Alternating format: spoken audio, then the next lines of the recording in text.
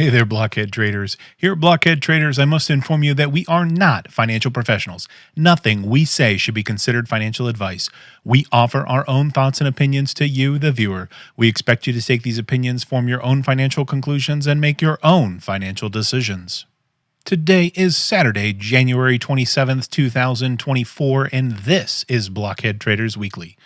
In this week's episode, we are going to go on a small fishing expedition. It is earnings season of the quarter, and that means that volatility is out there, and I'm going to pack my bags and bait the hooks. So I'm going to talk through how I'm setting up for a couple of earnings trades next week. But before we hop to that, I want to give a shout out to our Discord, a link in the description below. You can hop in there, say hello to myself, Viper, some of the other Blockhead traders. Love to hear what you're trading. Love to hear what content you want to hear about. You'll also find a link to thetagang.com/sprocket 888, where I post each and every one of my equity trades, the good, the bad, and the ugly. Last, you can pick this up in an audio-only format wherever you get your podcasts. If you can't find it there, let us know and we will get it there. But let's hop to this week's content. So in this week's episode, it's going to be kind of a brief episode. Earnings season just kicked off about a week or so ago with the big banks reporting their earnings. And as you know, earnings is really a time of a lot of binary volatility. And that's really where, your earnings announcement comes out and you really don't know the direction that it's going to go. It could go up, could go down. But a lot of these trades have a lot of uncertainty in them. And so the volatility is really pumped up for that. And so what I'm going to do in this week's episode is I'm going to go back through, take you through my process of screening for earnings trades to take. And what I'm really looking for is very volatile, like very extended volatility type of underlyings. I want them to have the earnings in the next 5 days. And I'm going to look at options that basically expire the Friday of the week that their earnings are on. And so, we'll look in there. And the goal here is you're banking on the fact that the volatility is overinflated and that you're not going to get as much movement out of the post-earnings announcement as is baked into the price. And as with a lot of things, that typically is true because volatility is usually overstated to the underside and to the overside. So when you see things that are very under volatile or very stable, then likely they're kind of overpronounced as super stable. And when they get very volatile, people are kind of overreacting and they're pricing in more volatility than actually is there. And so what we're doing is we're playing the statistical numbers historically of this, and we're banking on the fact that the volatility will end up being less than what is priced in. And as most things, you always got to prepare for the worst side of things. And so any of these trades that I'm going to take, I'm going to be okay and be good with assignment, whether or not it's going to be short the stock or long the stock. And, because it might not stay within the bounds of what we're pricing out. It's usually an outside chance that will happen, but going into earnings, crazy things have happened. And then typically the stock will kind of come back down and normalize a little bit after earnings. Sometimes when you're playing the week of expiration, that won't happen before the end of the week. And you'll take assignment. You'll either be long those shares or short those shares, depending on which side of the strike you get breached on. So let's not talk about this much more. Let's hop into this and screening for earnings. Here we have the typical screener that I start off with. And let me just run through these numbers. I've done this in previous episodes, but let's just re-level set here. First thing I'm looking at is what is the stock price? And I basically want it to be at least $10, much below $10, and you get all kinds of stuff. It's just not worth it. I typically like to be probably in the 30 to maybe 100, maybe $180 stock price. You'll see that it impacts the buying power, but that's really where a lot of the sweet spot is. But I'm not going to try to filter out all that stuff because my limiting factor is really going to be on companies announcing earnings in the next 5 days. So I'm just going to set this at a minimum of $10. The next thing down here is the volatility index.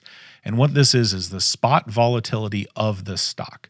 So while that's not the volatility of the options chain, it is loosely related. And so I find that anything less than 30% spot volatility is just not worth my time, my energy, or effort, or risk So, I go 30% or more, and I'm going to end up sorting this by IV percentile. So we'll go ahead and leave this set at 30. Now, IV percentile, I used to try to mess around with this as my filter to narrow it down, but I just find looking at everything and then sorting in descending order is better. So this filter is basically from 0 to 200%, which effectively I might as well delete it because it's not narrowing anything down. So the next thing here is I'm looking for earnings that have an earnings announcement anytime in the next 8 bars. Now, this is set to daily bars, so let me take this down to 5 because I actually want to be within the next 5 days because I want to play earnings next week, which means I need it Monday through Friday.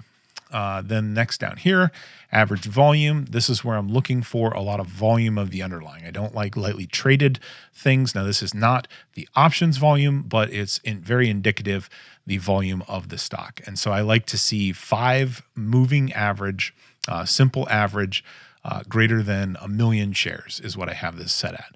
And that's usually gets me enough of the stuff sorted out. If I wanted to get fancy with the earnings, I'd have something else here, but I'm just going to go ahead and set it to the same filters above anytime in the next 5 days.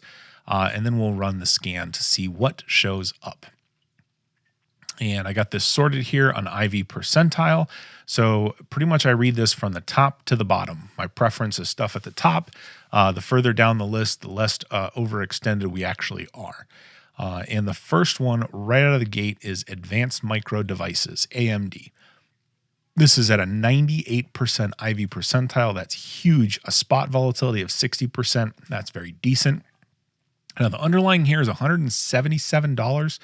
It's a little bit on the high side to play a strangle for me, but I'm going to go ahead and take a look at this on the option chain. Actually, before I hop to the option chain, I do want to take a look at the chart. And so you'll notice a lot of these trades, the first thing I'm going to do is look at the chart to see, hey, what's this looking like? So here is a daily chart over the past year for AMD. And AMD is really starting to kind of go parabolic here.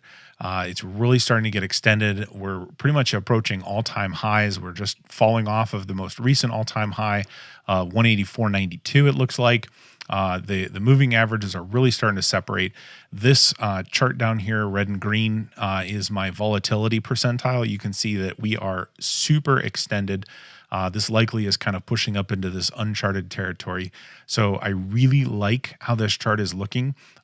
This gives me a lot of feeling that, hey, while this is kind of moving parabolic, we do have an earnings announcement. Is this going to provide more catalyst? We're already bumping up against the ceiling.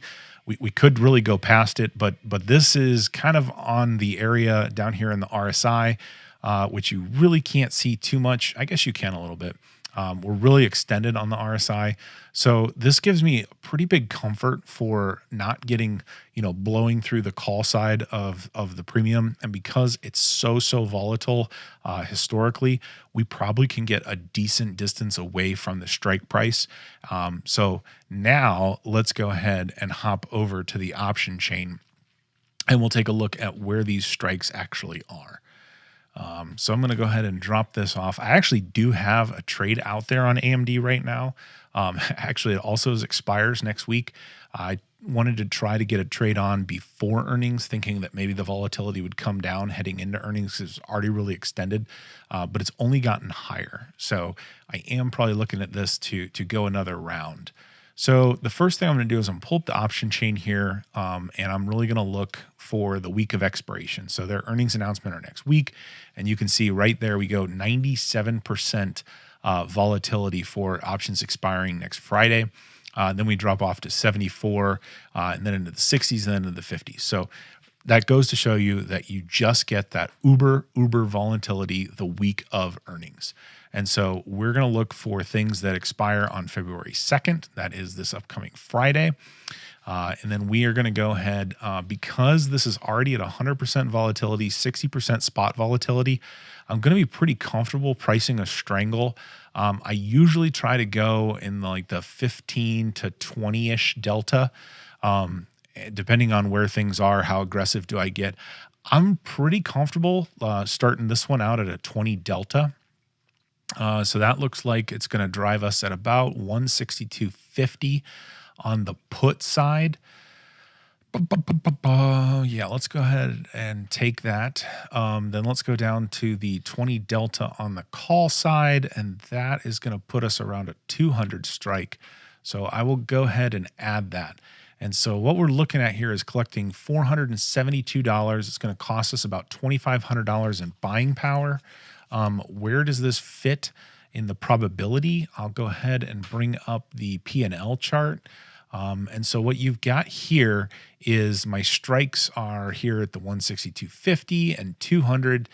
You can see my break even will be up almost at 205 and then down to about 157.80.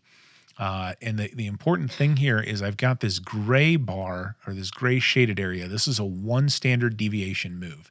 And you can see my strikes are well outside of a 1 standard deviation move. These dashed lines, I have these set at 10%. So the center one is where price is at today. So this basically shows you a 10% move to the upside and a 10% move to the downside. This is actually super comfortable, I think, for me going into earnings because we're going to get a huge earnings pop, volatility contraction after that. Let me just check the date here on AMD. They are January 30th after the bell. So that looks like that's going to be Tuesday after the bell. So this is definitely a trade that I think I would take. One contract is about the size that I would do for this. Go ahead and collect $472. And, if we go to the high side, I'll be short AMD. That's okay because we're really sitting at all-time highs. And so I would expect a reversion to the mean sometime if we breach that call side. And then, honestly, AMD's really been ripping. So if we fall through the bottom side of the put, I'm going to get it at a discount, from down there at 162.50, then plus the 470 some dollars in premium. It's definitely fits my mark for earnings trades. All right, let's go back to the screener and see what else we got here working down the list. So one of the things I like to look for here is names I recognize. So I kind of give a little bit of preference to names I recognize. But I want to take a look here at spot volatility, percentages. And so the higher the spot volatility, the more premium is in here. And what's jumping out here is this Wolf Speed. No idea what this company is, what it does. But we're at a 90% IV rank and 100% spot volatility. Let's go ahead and take a look at Wolf here to see if this is something I might go ahead and trade. And remember, the first thing that I'm really going to look at here when I'm pulling these up is before I hop to the option chain, I'm going to give kind of a little bit of a test or how's this feeling when I look at the chart. So if I go ahead and I bring up the chart, this chart is looking pretty bearish. Again, I'm not doing detailed levels or anything off of here, just kind of looking for the general trend, the general consensus. We got this 200-day moving average up here where we've kind of bumped off of a few times about a year ago, about 6 months ago or so, and then maybe a month ago. Again, kind of bouncing off of that. So really kind of trending down. I'd say maybe a little bit leveling off here. We got a low here at 27.35. I didn't quite get through. We came down. We've kind of started bouncing back up off that. This is really on the lower end of the RSI. So strangle, let's see what it prices out as. I'm not as comfortable when we're down here, depending on how far away I get that upper strike. But I do know that this 200-day moving average has been quite a bit of resistance. So I'll probably be cognizant of that. Maybe $47 to $50 is where that moving average is. But this is very, very volatile here, kind of ramping up. And you can see previously in earnings, just before they put in this low, this huge cliff that they got here of volatility contraction. Again, they got another cliff, previous earnings. So this looks pretty decent for a volatility contraction. So let's go ahead and we'll take a look at the option chain here for Wolf, and we'll see what we got on the option chain. So we're going to look in here. We do have weeklies. Wow. 179% volatility there. Let's look at the spreads. Let's go ahead and start 20 delta. Yeah, let's go ahead and start with the 20 delta and see what this prices out as. 20 delta on the call side will take me up to 42.50. Ooh, 42.50. Not super comfortable for me, but not terrible. Let's go ahead and look at where this is on the P&L. I'm going to go ahead and set the statistics to basically be for next Friday's expiration. Quite a bit of call side skew. You can tell that because we went with the 20 delta. You can see how much farther away the call strike is from the put. And this is indicative of something with a lot of call side skew. So a lot of speculation that people see risk to the upside with this, but that's pretty far. We got this at the 10% moves here. So we're really looking at probably a 20+% move to get through that top side of this strike. So collecting $170 with a buying power of about 500. That's pretty decent in there. I'm going to typically like to place this buying power probably around the 1,500 to 2,000. So that means I'm going to up the contract count by about 3. So let's go ahead and take that up to 3. That's about 1,500. Let's go to 2,000 here. So that's going to put me collecting about $680. Yeah, I definitely like this one pretty good. So I'm going to go ahead and collect $680 here and on 4 contracts of this. Let's see, their earnings are January 31st after the bell. So this is after Wednesday.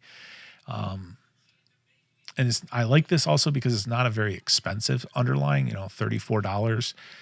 That's pretty easy to hold in case of assignment on the downside. Again, on the short side, it's a little bit under that moving average, which is currently at 47. So I would have liked to see this moving average or this break even closer to that moving average. It gives me a little bit more confidence that we're going to stall out or have some sort of reaction when we get up there. But all in all, yeah, Wolf here definitely looks like something I would put out there as an earnings trade for next week. All right, hopping back to the screener, let's go ahead and pluck out one more from this list. So I'm going to run down here and SBUX. This is a name that I definitely recognize. Also, UPS, United Parcel Service, also recognize. Between these two, they kind of sit in both at similar IV percentiles. SBUX is a little bit better on the IV percentile, sitting around 84%. Spot volatility is almost dead even on each of them. Big difference here, though, is UPS is quite a bit larger of a stock with an underlying of $160, where SBUX is about 92. So probably from the size and risk of holding something either long or short, I think I'm going to go ahead and take a look at SBUX. SBUX also pays a dividend. And so in the case of assignment, remember, you're going to be able to be eligible for that dividend depending on when the ex-dividend date is. But let's go ahead and we'll pull up this SBUX. And just like we did before, one of the very first things that we're going to want to look at here is the chart. So before I actually pull up the option chain, let's jump over to the chart real quick. This is really looking pretty much like not going anywhere type of stock. Maybe slightly bearish, ever so slightly bearish. But you can see this 200-day moving trend is kind of went sideways, down a little bit. So over the past year, not a lot of movement here. Yes, we had a high of 115, a low of 89, and we're currently a little bit over 90. So we're skewed more to the bottom side of that. RSI indicator kind of also suggesting we're more towards the bottom range too. This volatility is really starting to level out, but we do get some really nice volatility contraction from the most recent earnings announcement. A little bit from the previous one.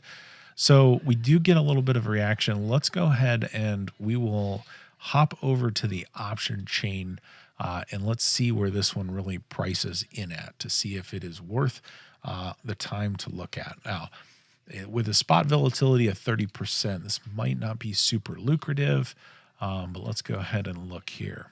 So our spot volatility for next week's earnings, 60%. That's pretty respectable, actually. So let's go ahead, pop that open. Let's go ahead and we'll start ours at 20 delta. There is no 20 delta on the put side. Let's go ahead and take the 22 just to be able to grab a little bit more premium. So that's going to be an 88 strike. So that is below the most recent low in the past year. Let's come down and see where a 20 delta strike puts us at on the call side. 99, so about 100. So that is above where that moving average chart was, which I wouldn't say has been resistance or support much of anything over the past year. We kind of traced up and down through that. But let's go ahead and take a look at that.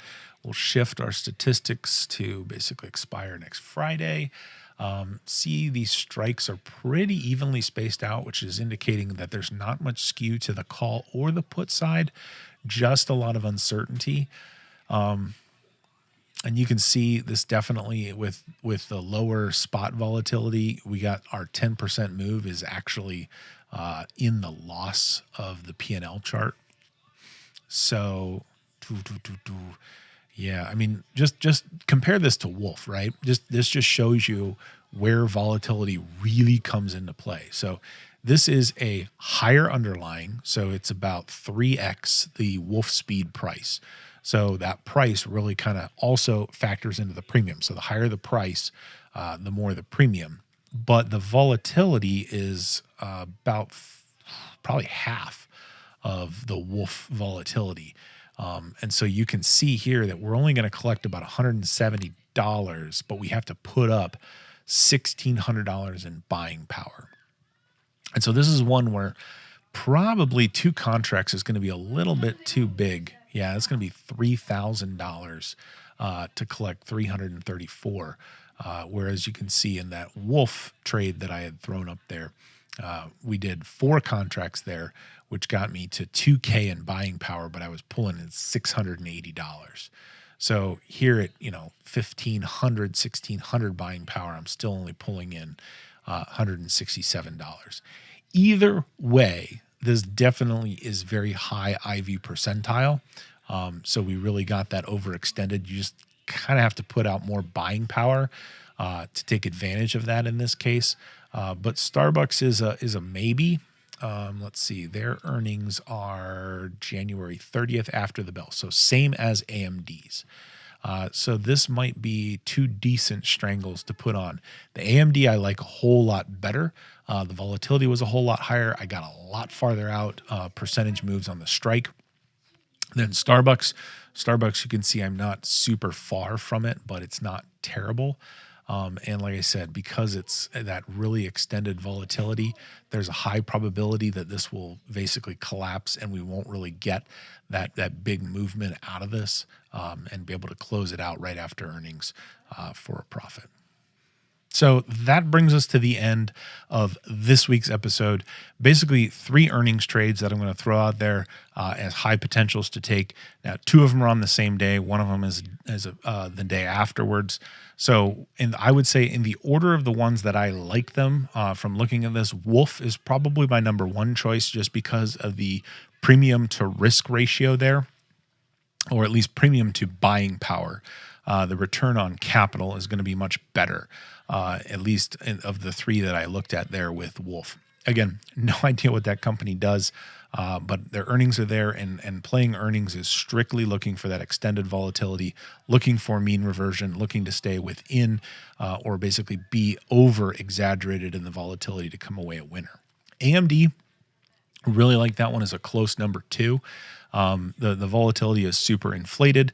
It's a little bit bigger of an underlying, so maybe not as great for the smaller portfolios to play that naked because it will take a good bit of buying power, whereas the Wolf, you can really scale it. Like you saw me, I had to pick up 4 contracts to take me up to that 2K in buying power, whereas the AMD, you just needed 1 contract to really take up that same buying power. And it has to do with the fact that underlying is quite a bit larger. So AMD I like second on that list. And then third would be Starbucks. Starbucks is a decent, likely, it doesn't usually get super volatile. And so the fact that it is volatile in that 90 plus percentile shows it's a good candidate for contraction. They do pay a dividend. I think it's a pretty substantial dividend, around 55 or 60 cents a share. So even taking assignment, you'll be able to collect those dividends when that ex-dividend date comes around. And so that's also a great opportunity for earnings. So we got 3 earnings trades there. The order that I like them is I would probably play Wolf first, I would probably play AMD second, and then I would probably throw in Starbucks third. All those should be pretty exciting to trade. And the best part about earnings is, boom, you put it on and you're done 24 hours later, basically as soon as the earnings come out, because that's really when the volatility comes and deflates, because the mystery is gone and all the news is out there. So whether you're into earnings trades or whatever type of trade you guys like to do and you like to invest in, hopefully you're finding your opportunities out there in the market. 2024 so far has been quite a bullish ride so far. We'll see how it trends as we move further on. And good luck out there. And remember, think outside the block.